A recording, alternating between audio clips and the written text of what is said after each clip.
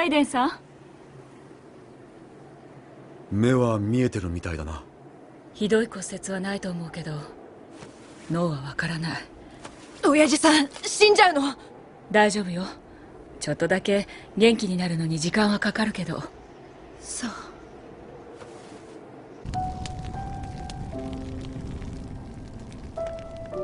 楽園を見たわ。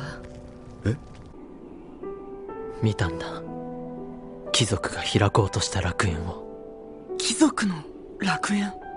ああ、偽物の楽園さ。分かったの。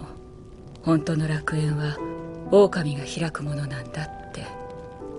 楽園と呼べるものは一つしかない。一つしかあっちゃいけないのよ。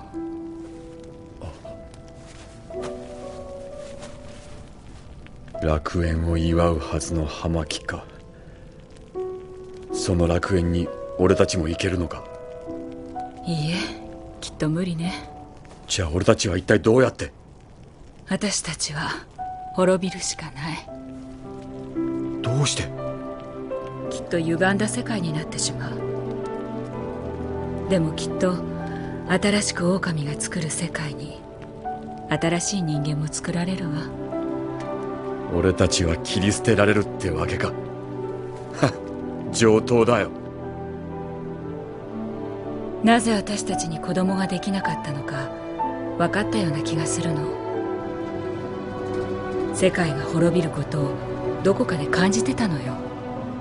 何かに夢中になっているようで実際未来を諦めてた。だから子供は生まれてこなかったのよ。今もそう思うのか？この状況でどんな希望を持てっていうの？